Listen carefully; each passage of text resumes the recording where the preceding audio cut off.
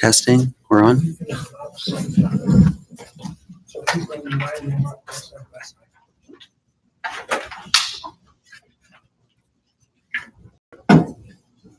Good morning, everyone, and welcome to the Prostate Cafe, our monthly meeting. I'm here to answer any and all questions as it pertains to prostate cancer, or even some prostate problems.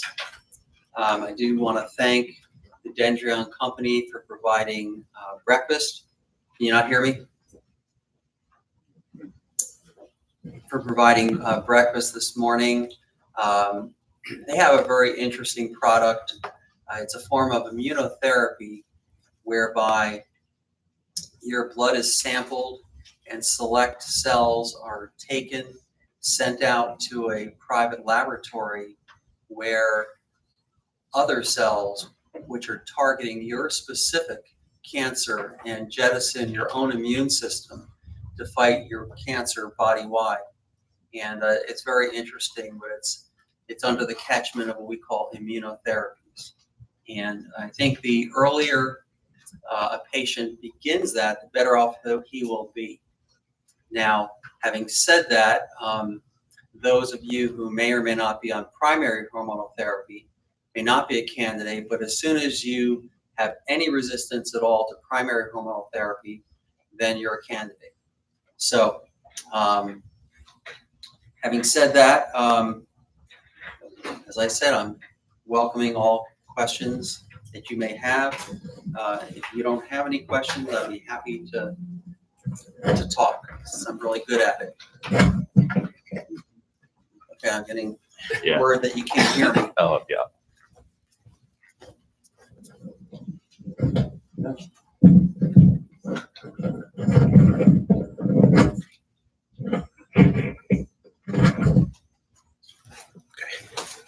Okay. Yes, sir. Why wouldn't you start on that immunotherapy rather than the hormonal? Why would you? The gentleman was not asking me, why would you not start on that agent? And it's a very good question. Probably our future will be that you can. It's all about insurance companies, okay? And there's certain boxes that have to be checked in order for a patient to be a candidate for that drug. Otherwise, it could be, a problem. So, okay, yes, sir. How long after the last drug treatment does the urge to urinate frequently go away? So he's asking about DART and urinary symptomatology, and specifically urgency. So radiation does impart some temporary inflammation to the prostate. Now, in some men, it's not a problem at all. Their glands could weather that. In other men, they have some features which are interesting about their particular prostate anatomy, whereby the prostate may get inflamed, but because of, for example, a portion of the prostate protruding into the bladder, that area also gets inflamed, or it's shared, and it irritates the bladder. Now, again, some men, they basically don't get any side effects in terms of urgency or frequency. Other men do get it. Generally speaking, once the treatment is concluded, it's a matter of a couple weeks, and the side effects, just kind of tumble down. Now, there are some things that we do encourage here, and since radiation, again, does impart inflammation, it's wise to avoid things that cause inflammation. Okay, it's wise to avoid foods that create an acidic environment. So the two major irritants of the bladder, caffeine. Okay, it's a big one. It's a big bladder irritant. It causes inflammation. It has some acidity to it. Alcohol, very similar. So those kind of the two major inflammations. But There's also other things like carbonated beverages that can wreak havoc with your bladder. So someone who has an already irritated region down there may want to abstain. I'm not saying you got to stop coffee, but maybe limit it to a cup, not 2 or 3 or 4 or 5, whatever it may be, or reduce alcohol consumption. We do know that wine has less irritative properties than more than hard liquors. But generally speaking, those are the two majors. There's also other things like teas, and for example, iced tea may be the single most bothersome. And this is even if people haven't had radiation, just they have urinary symptomatology. Iced tea can cause havoc with your bladder. And then, of course, there's the acidic foods. For example, grapefruit, orange juice can be very acidic. And then spices, tomatoes and peppers can also irritate the bladder. And so it's wise to kind of remain off of those things for the time being, or to limit it. Cranberry juice, on the other hand, is very good. And actually, lemons and limes, although they seem to be very acidic when they go in, they actually end up being a base. And so they're less acidic. There are other things and other ways to reduce your body's inflammatory and acidic background, and that's certain foods like extra virgin olive oil is a powerful anti-inflammatory agent. Avocados, we now talk about an avocado a day keeps the doctor away, and it's because it has such profound anti-inflammatory properties associated with it. Inflammation is actually the root cause of most diseases now. We've figured that out, and if you look at heart disease and cancers, they seem to be promoted by that. We also know that there are certain facts about our diet in general, like meats. Red meat and pork, also being saturated fats, create an inflammatory environment. And, that's why you're always going to read that, heart disease and cancers are kind of catapulted by red meat and pork and saturated fats in general, which is basically why we often talk about a diet like the Mediterranean diet, where there's, more fruits, more vegetables, more legumes, more nuts and berries, and less saturated fats, and less red meat and less pork. But it appears that poultry and fish to get your proteins are good.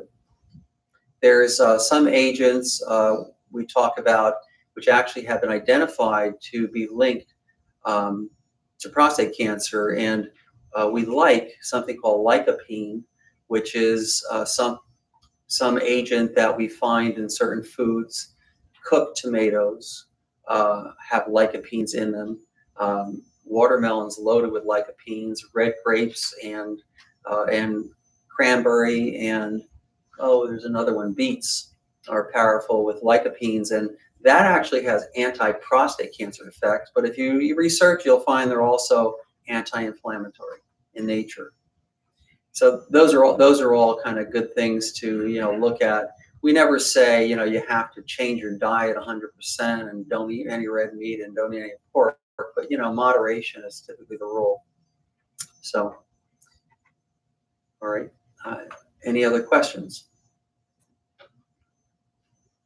Yes, sir. What would you expect to have, like, post after getting seated, as far as inflammation or urgency, soreness? What in general, what would you expect to encounter?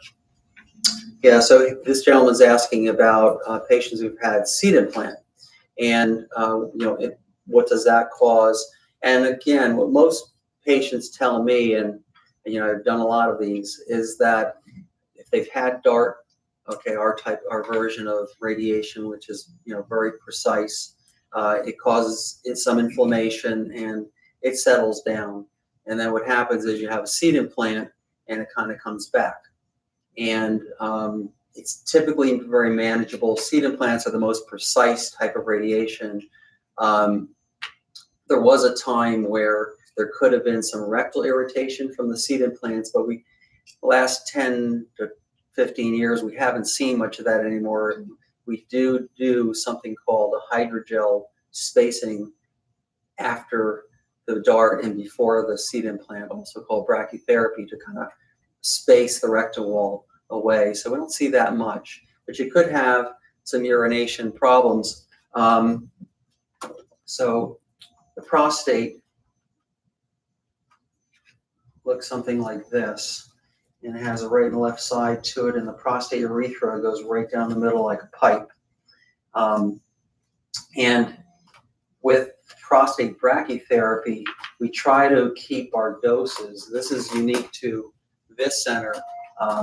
There's different ways of doing seed implants. In some places, they actually do spacing, which is consistent, like this. So these are those tiny seeds put in, and you put them in kind of in a regular pattern. But what happens with this spacing, which is called a uniform loading system for brachytherapy, is, just think of it out this way. If these were electric heaters, okay, well, you know, they're going to be sending out their heat, but they're all kind of sending it to the middle.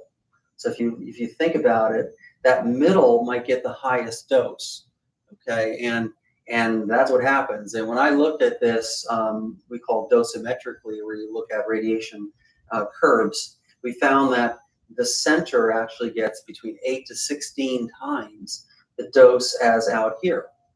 And I have a problem with that, and I published about it, and I published specifically about what we call peripheral loading patterns. And if you think about that, if you just remove all these central seeds, well, most cancers don't begin in the center. There's no need to give the center a high dose. Most cancers begin in the periphery. And so it makes more sense to be loading them peripherally. Now you may say, but okay, maybe there's some microscopic cancer, you know, lingering around here closer to the center. Well, again, if you think about it, if you're in a room and you have electric heaters going all the way around, the center is still going to get the highest dose. So it's still going to get a dose that we call a microscopic.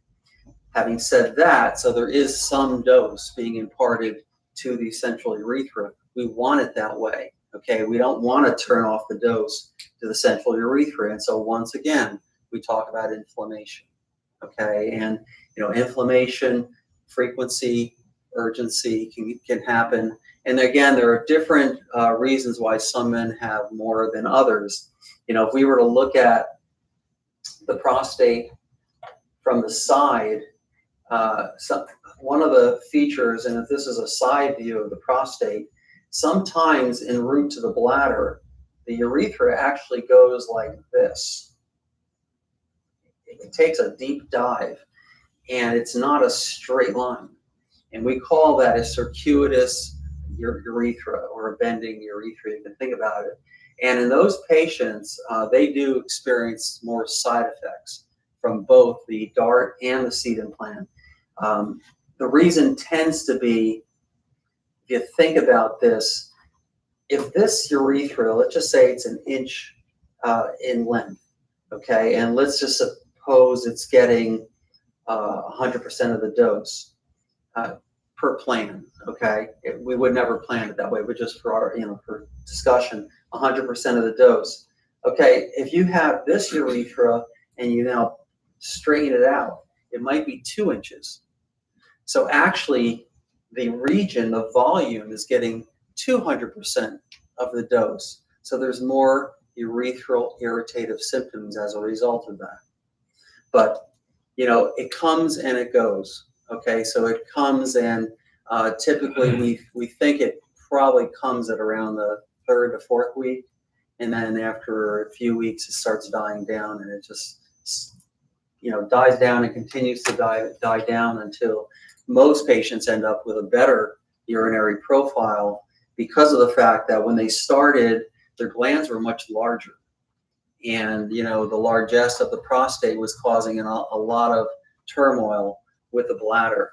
and getting people up, 4 or 5 times a night, or even 2 or 3, and compressing this urethra and doing all kinds of bad things. And so when all is said and done, the prostate is reduced in size, and most people then have far improved voiding profile and would tell me, and they do tell me often, it was worth it, if they had any urethral irritative symptoms. And not everyone has them, but that's pretty much the story. So I think after seed implant is kind of like, after DART, and then it just kind of dies down, and you could help. Now we've identified that there are certain medications that can be very helpful. One that's most commonly used is called Flomax, also known as tamsulosin, and it is we call it an alpha blocker. And there are a whole sundry of alpha blockers that we can use, starting with Flomax, since it's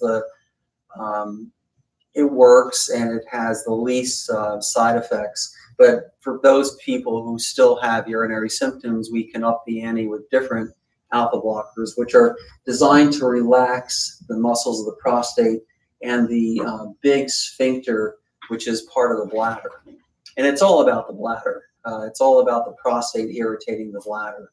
And that's why men have urinary symptoms, generally speaking. Just a follow-up to that. Yes. Can you tell if a gentleman has that curvature so that you would place the seeds differently or not? Yeah, so if someone has, the lady is asking about if a person has this kind of curvature, do we account for it, and do we change things? And we absolutely do. Okay, so at every given point, when we're treating you either with DART or brachytherapy, we're mapping out that urethra to see if it's bent. And if it is, then, we go out of our way to lessen the dose to it. And so when I see this curvature of the urethra, I really do even more peripheral loads, just to kind of lessen, the impact to that urethra, which again is going to get 200% of the dose, so I don't have to, deliver a higher dose to it. Yes, sir. You say you put the seeds around the periphery. What does that do to the surrounding tissues? So the question is, since the prostate is surrounded by a lot of critical structures, the bladder is on top of it and falls in front of it. The rectum sits directly behind it. Okay, and then you have things like the urogenital diaphragm, and then you have nerves, arteries, and veins running over here. So the question is, if you're putting seeds in there, what's it doing to the surrounding critical normal structures? And, it's a very good question. As I've mentioned, the only area that the prostate is in direct contact with is the rectum. Okay, and for that reason, we space it. So I'll always do, here we use something called Barrigel, but we'll space this distance right here from the rectum, and that's adequate. The fact of the matter is, seeds are very, very precise. They work exactly where you put them. They don't work much elsewhere. And for that reason, when you do a seed implant, it better be good, because if you miss, well, cancers are going to be, missed. You'll have things that we call cold spots, and we try to avoid them.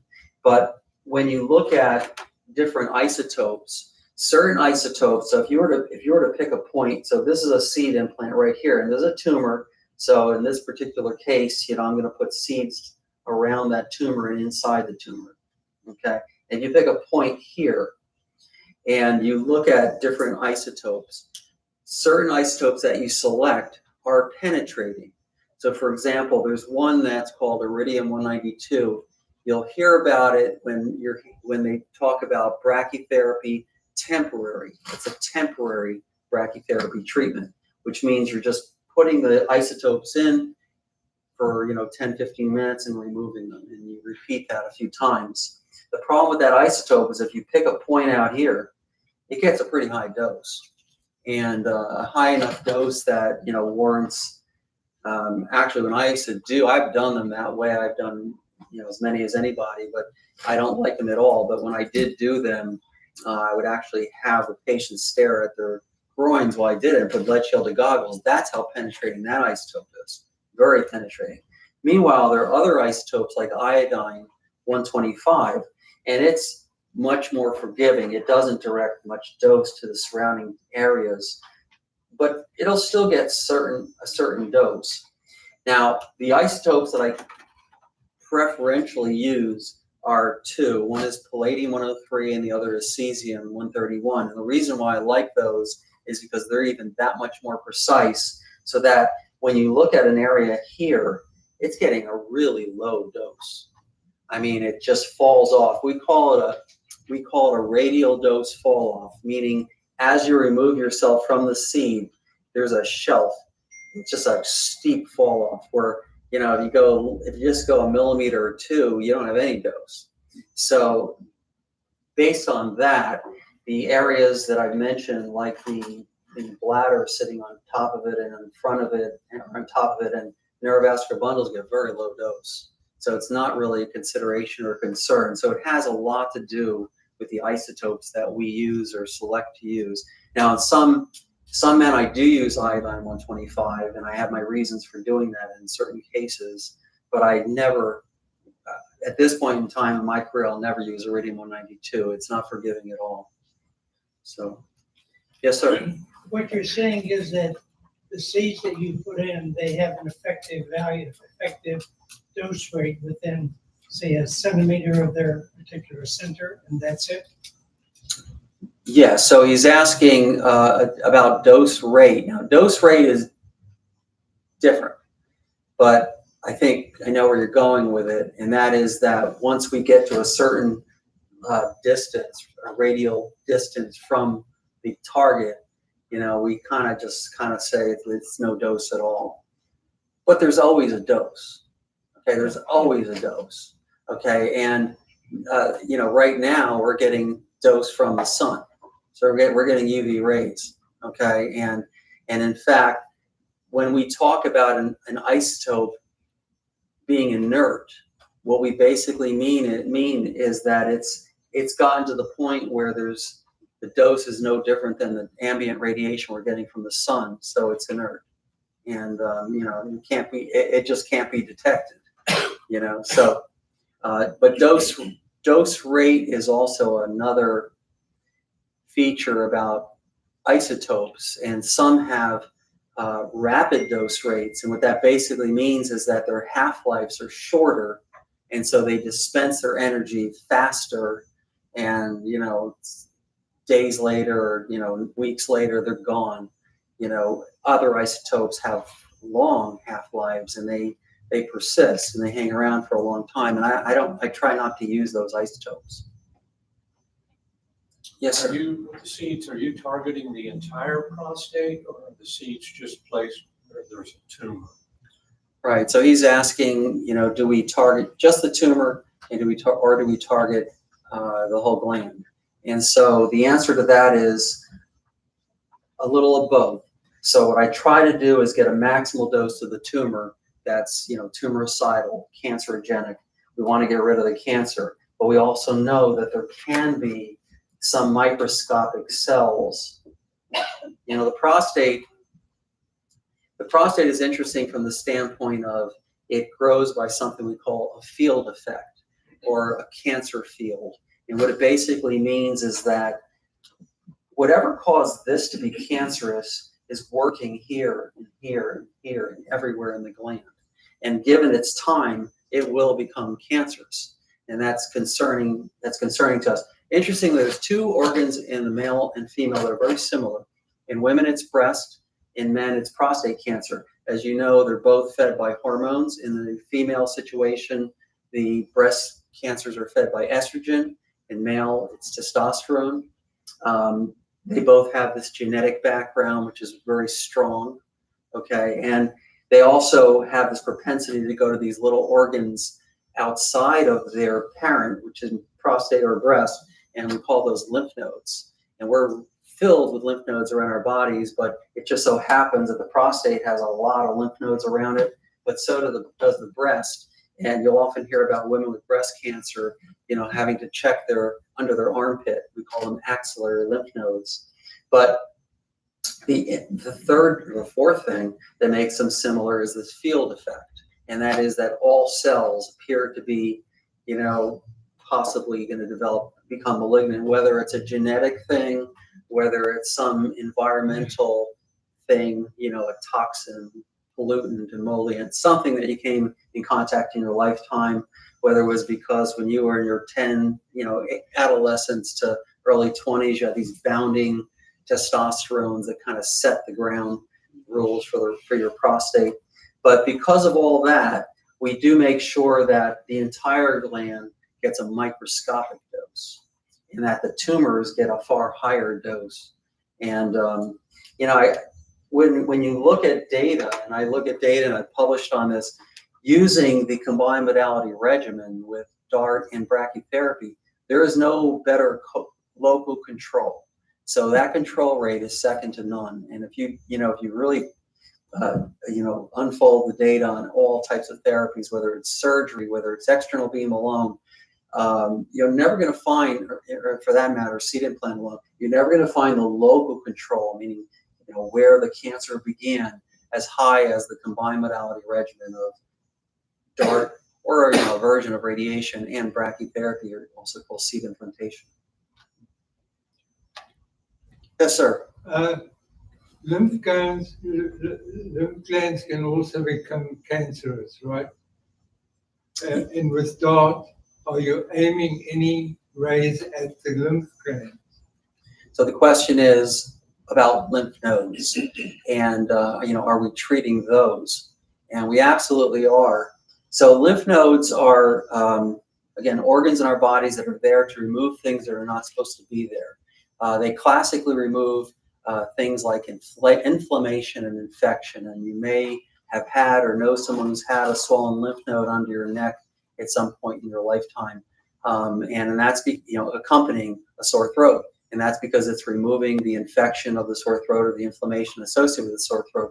But lymph nodes are also cleverly going to remove cancer because it perceives that as foreign. And we happen to have more lymph nodes in our bodies than we do vessels. And that's interesting. And the lymph nodes actually start in our toes, and they're always heading upwards, and they end up draining into our necks. And the only place that they're not going upwards is from this area behind the ear down to the neck. So the only drainage going down is that. The rest of them are always going up. But again, because they remove things that are not supposed to be there, well, cancer is not supposed to be there. So because of the fact that there's so many lymph nodes in the pelvic area approximating the prostate, it commonly gets affected by cancer, those lymph nodes do. And, we have diagrams where we show you, the lymph nodes that are most commonly affected by prostate cancer. Everybody's different, and we try to develop a different plan. But because of that, we do go out of our way to treat them. And that treatment is with the DART radiation. So that's where we target the lymph nodes specifically, because we can't possibly get to the lymph nodes with a seed implant, which, as I say, works exactly where you put it, nor can you put, you could, but you wouldn't put seeds into the lymph nodes, okay? Because again, it wouldn't make a lot of sense. But there's lymph nodes, and what we typically look at is the lymph node dispersion from about here up, including the iliac vessels, and the lymph nodes parallel the iliac vessels of your body. So we do go out of our way to treat them. It makes a big difference in terms of outcomes. We were involved with a very interesting study using nanoparticles, and we did this between 2008 and early 2019. And by far the most accurate staging tool that we've ever had for prostate cancer. It's a long story why it's not done anymore, but it was really something, and we got a really good learning. It was a learning curve for us even. It was so tutorial to find out just how common it was for lymph nodes to be affected by prostate cancer. And we were working with University of California, San Francisco, a doctor at Harvard, and this university in the Netherlands. And the only place in the world that's still doing it is the Netherlands, where they call that agent Combidex. But it was nanoparticles, and it showed us just how common. I mean, it appeared that you'll often read about low-grade prostate cancers, and you can watch them and so on and so forth, which in select patients that's true. But we came to find if there was a higher volume of low-grade prostate cancers, even those had very quick dispersion to those lymph nodes near the prostate. So you treat the lymph nodes regardless of whether you suspect them of being cancerous. So yeah, the question is, do we treat them even if we don't think they're cancerous? Well, yes, the answer is absolutely yes, because most lymph node involvement with prostate cancer is microscopic. You can't see it. Okay, it's not going to be picked up. It's certainly not going to be picked up by the latest staging tool for prostate cancer, which is called PSMA. It doesn't do a good job of microscopic disease. Okay, it shows you when there's more, but not microscopic disease. It has a better utility in showing things like bony dispersion, lungs, liver, things like that. But lymph nodes, not so great. So we do treat them in the vast majority of men. I mean, there are cases where you can't. And for example, sometimes, a person has had bowel obstructions and, all kinds of fibrotic changes in their abdomens because of it. And, it gets concerning that, there's just too much bowel, locked around your lymph nodes, but that's rare. And with the dart, we usually can do the job. So, but we do definitely treat the vast majority of men. Yes, sir. How do the lymph nodes present themselves that to treat them or not treat them? So he's asking, how does the lymph node present itself to let us know that you should treat it? Well, as I said, given the fact that the majority of prostate cancers that are higher volume and higher grade go to lymph nodes, we just kind of assume that's the case. But we do something called light speed helical CT scans, and we specifically look at your lymph nodes. That's part of our treatment planning.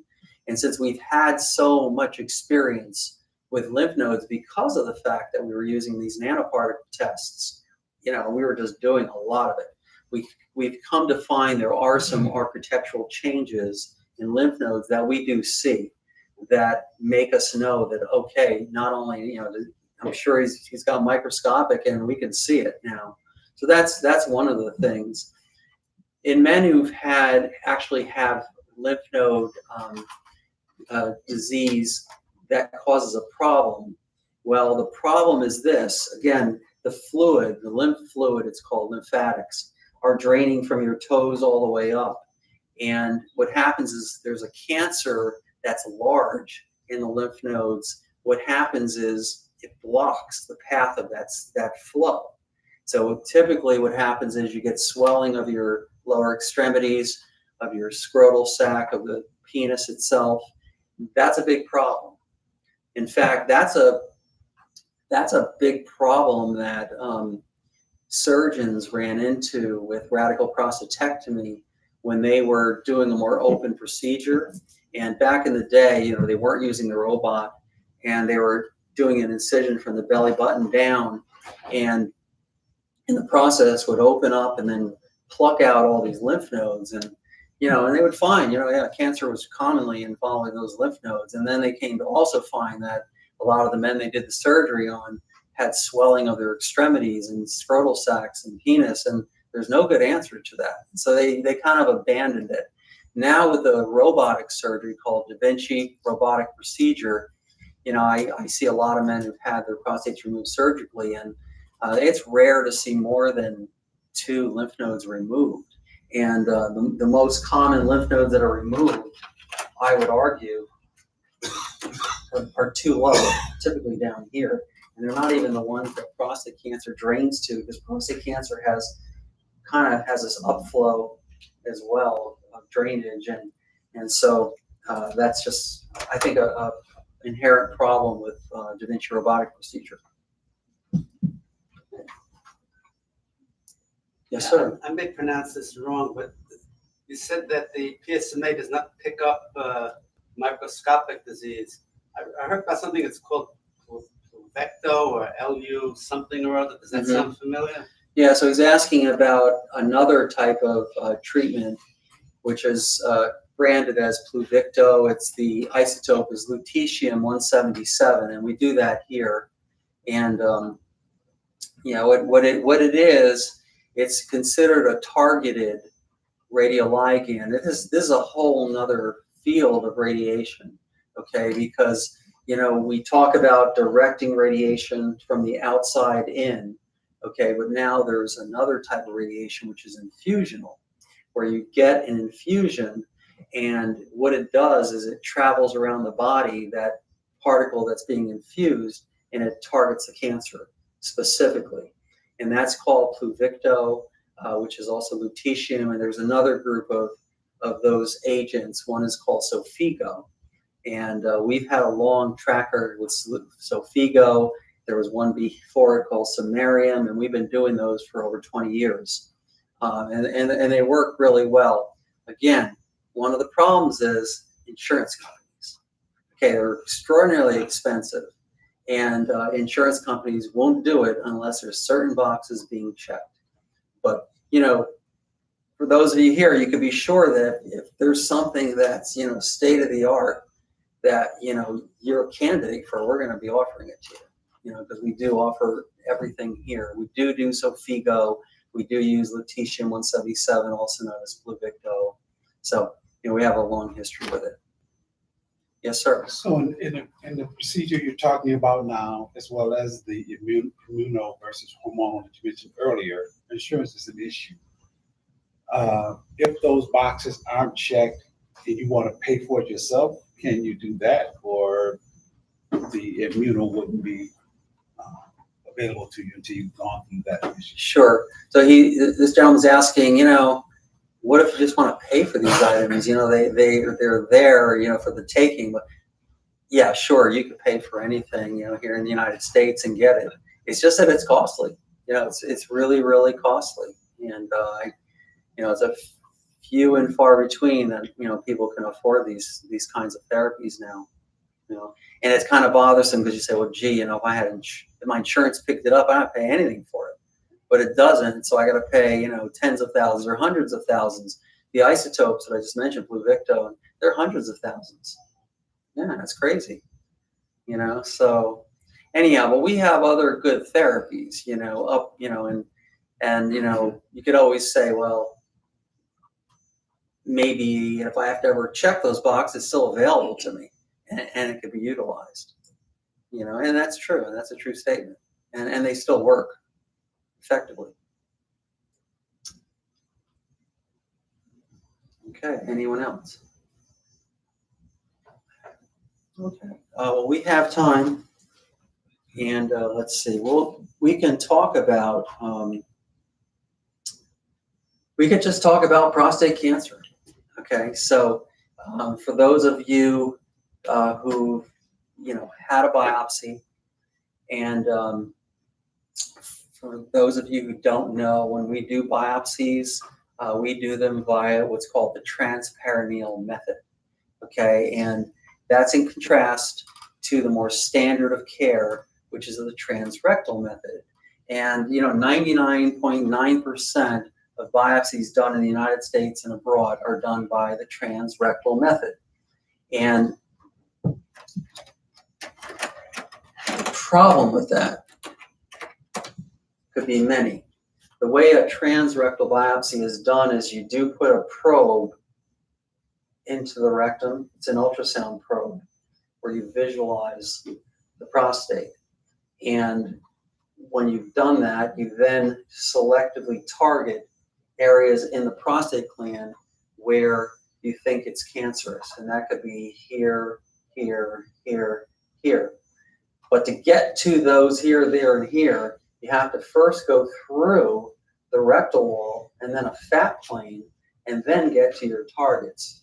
And it may very well be that your little needle that comes out of this probe, which is really little, is too small to get to some of these areas. That's a problem. Meanwhile, because you're going through the rectum to get to the prostate, you're introducing bacteria into the prostate. 100% of the time, because you can't sterilize your rectum. You can do bowel preps and enemas and all the kinds of things, but you're always going to have bacteria in the prostate. So, but 100% of the men don't get infected, okay? Because, you got an immune system and it takes care of infections and things like that. But the data suggests that 15% of men end up in a hospital with an infection within the first 36 to 48 hours, and 5% end up in the ICU because they got a full body infection. The other thing is that when you go through the rectum has so many pain sensors, and you can't see the pain sensors with your probe, but there are many in the rectum, and because of that, you hit those nerves, and it's often a very painful experience. And even those men who have anesthesia, they wake up and they're really hurting.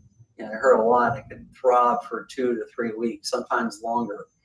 The other problem can be that there's a larger bore vessel, or there are larger bore vessels associated with the rectal lining, and those larger bore vessels communicate with your body, circulation, your lungs, your heart, your brain, everywhere in your body. And there has been data suggesting that when you do biopsies in that way, and they can be fairly bloody, that it potentially commingles the cancer, if there is cancer in the gland, commingles the cancer with your blood, and that can actually disperse it more broadly through your system.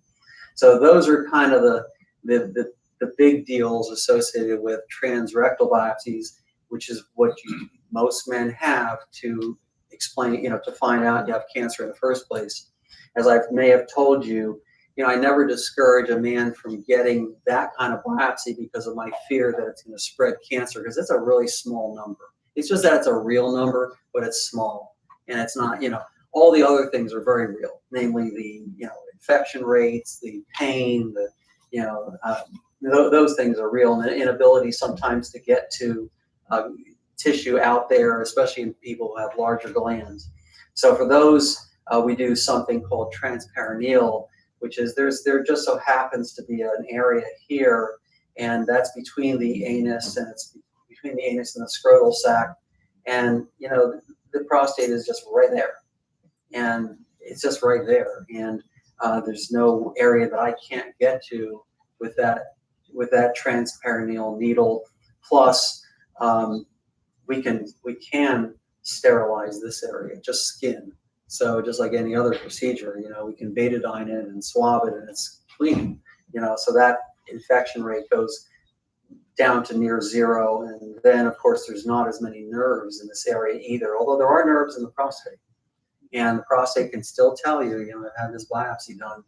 And again, the urethra, which sometimes needles get close to, I really go out of my way to avoid them, but you can get some painful symptoms from that. But typically, compared to rectal biopsies, it's far, far less.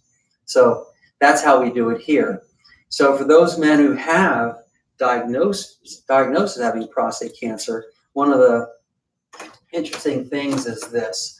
Most cancers, again, I showed you, this is the gland, and most cancers don't begin here or here. We call that area, those areas, the central or transitional zone. Most begin out here, that we call the peripheral zone. And that's just where cancers begin in the prostate. And because of that, most cancers sit right up against the edge. And that's where they begin. Most organs in our bodies have capsules. And, I've been kind of preaching this for a long time, and I've made inroads. I think 50% of urologists, oncologists, and radiologists appreciate that the prostate doesn't have a capsule. The bladder sitting above it has a very thick capsule. The kidneys up here, a really thick capsule.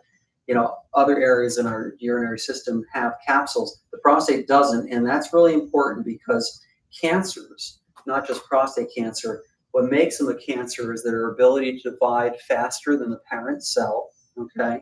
Wherever it may be, if it's a liver cancer, it's growing faster than a typical liver cell or a lung cell. Well, the prostate's the same. The parent cell is prostate cells, and they're growing faster, and that's one of the things that make something cancerous. The second things that make something cancerous is the ability to not only divide, but to enter tissue around it.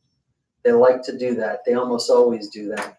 And so they traverse the areas around them, and you can't see that. That's a microscopic phenomenon, but it's so common. And of course, the third thing that cancers do is they like to gain entry to the bloodstream and then go somewhere else: liver, lungs, brain, breast. Not breast, I'm sorry, prostate cancer, but anyhow, to carry it afar. But what makes the prostate interesting is, again, if you just think about these guys here, you can't see them, and yet the prostate has no capsule, and yet the cancer begins along the edge, and so it really commonly does go into the tissues around it. And because of the fact that the prostate is betwixt so many critical structures that I mentioned, the bladder on top of it and which falls in front of it, the rectum, which is directly behind it, the urogenital diaphragm, the nerves, arteries, and veins going off, you can't take a swath around the prostate like this, which, by the way, is how you remove other cancers. If you had a cancer anywhere else in your body and this is a cancer, well, you know this is going on. I often talk about a spider, but with other cancers, you don't just take out the body, you try to go like that to get it out. And you can accomplish that with most cancers: the breast, the colorectal, the liver, the lungs. But you can't with the prostate. You can't take this large margin. So when you do radical prostatectomy via the Da Vinci robot, you basically peel this off like this. If you happen to know there's a cancer located right there, because maybe you can feel it or see it, you do try to go a little wider, but you can't go very wide because you'll be into different, neighboring territories that you just don't want to be in. And then you kind of take this out. You do have to remove, when you do the Da Vinci robotic procedure, you have to remove this big sphincter of the bladder. Got to go. And that's a big deal because, men and women rely on the internal sphincter of the bladder to pee. And, everything having to do with flow is accommodated by that internal sphincter of the bladder. 95% of the caseload is carried by that big sphincter, and it's got to go at the time of radical prostatectomy, so that most men will experience issues with incontinence and leakage having had their prostates removed. There is another group of sphincters, so that if the urethra continues down here and right about there near the diaphragm, there's another group of sphincters. They're called the external sphincters, but they're really small. And so they don't do a whole lot of work during your lifetime, but after having the prostate removed, they got to do all the work, because now the fluid is just coming out, and urine is just water, and water finds its way, and it becomes a quality of life issue. Of course, the other issue with prostate surgery has to do with the fact that it's a very sexual organ. It's what it is. That's why it's there. It's to make the ejaculate. It's to have the orgasms. It has all the nerves that head off to the penis. So those men who have their prostates removed surgically typically, suffer badly with erectile dysfunction. So, and those are the two major events: erectile dysfunction and incontinence and leakage. But what really got my attention, and I became a data hawk, is just how many men's cancers were recurring after surgery. And when we did studies there, we found it was recurring for two reasons. Number one, bloodborne, and that's because the prostate removal, the surgical removal, can be a pretty bloody operation. Even in the very best of hands, the average is 500 to 1600 cc's of blood. And secondarily, because you've left these little tentacles behind, and they come back, and it's just a problem. They come back, and these are issues. And the next thing you know, your PSA. So first thing we do is, if we have any patient who's had their an issue with their prostates being removed, is we start studying first the local area and then the distant area. And and the same in my patients who may have had radiation, we do the same. We want to know, did it come back in the local region or did it come back distantly? We don't find a whole lot in the local region with our treatment here. But again, cancers are cancers, and they can migrate into neighboring blood vessels and take off to other parts of the body. And that sometimes happens before you ever know it. In other words, you're just diagnosed as having prostate cancer, and you don't really know that there's some cancer cells somewhere else. And maybe for a long period of time, your immune system keeps them in check, for whatever reason. And another time your body just gives out and says, oh, my immune system failed me. And that allows those cancers that were there to kind of liven up again and become a problem. So, but in patients who've had their prostate removed surgically, there is a role for radiation at that point in time. And for that reason, we often deliver, here we use DART to kind of clean up the area, Yes. What's the percentage of men who have it removed, getting cancer back again, would you say, in years to come?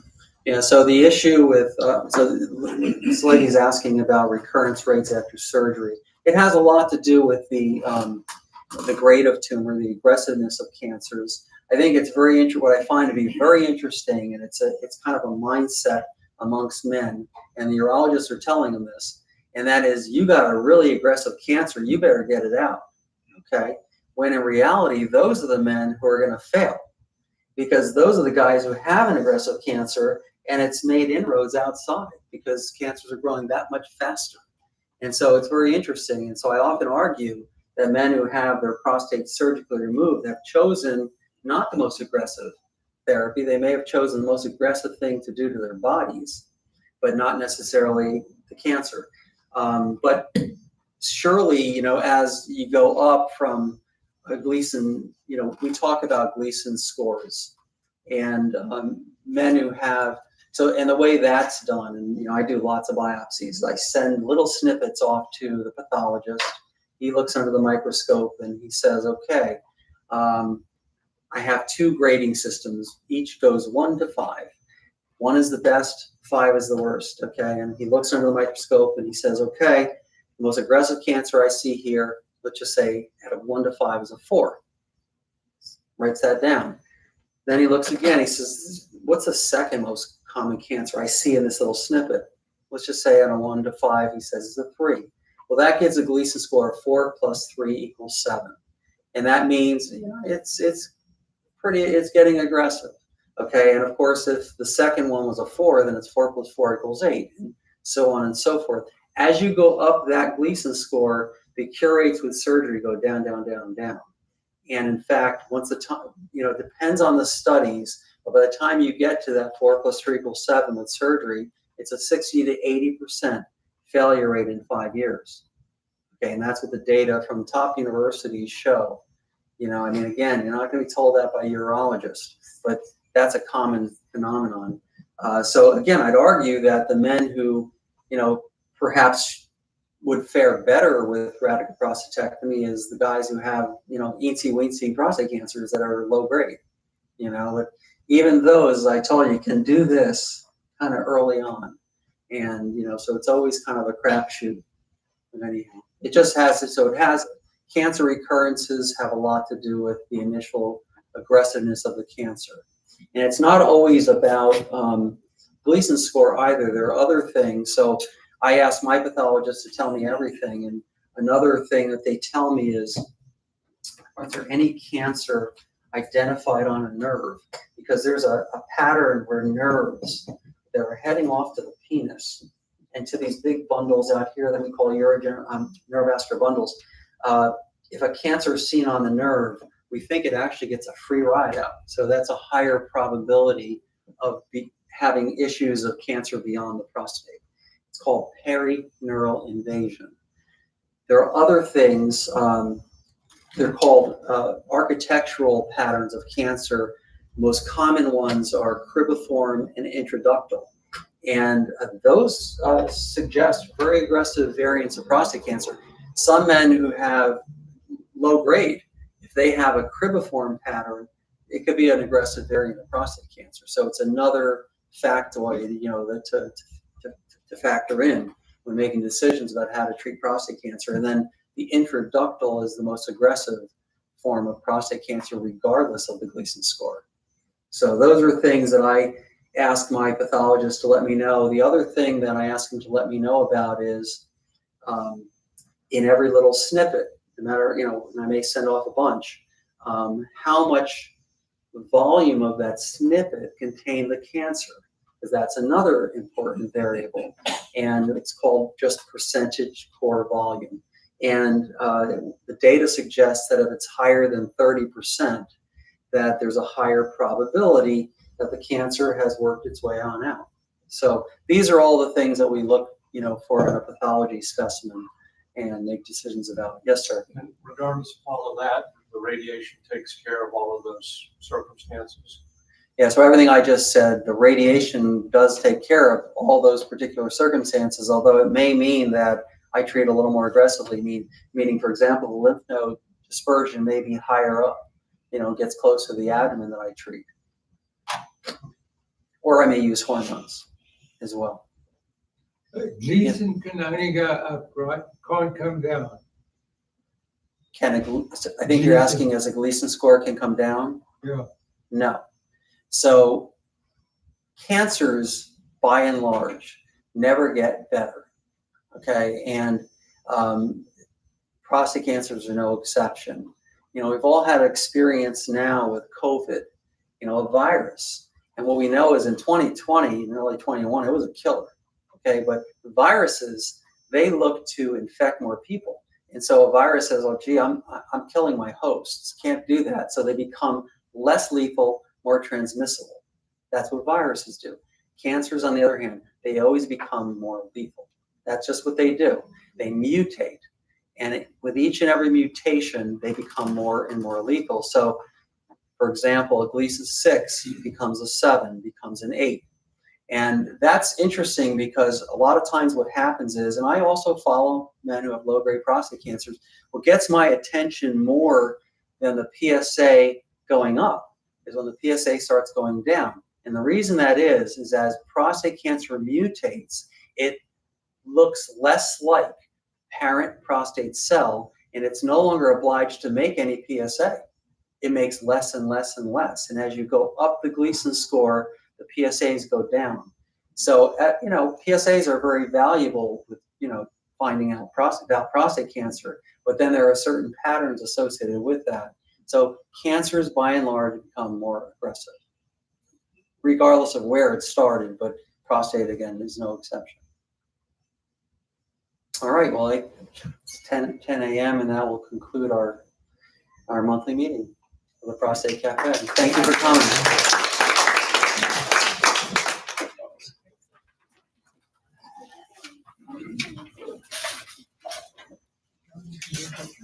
Yeah. Hey, how are you?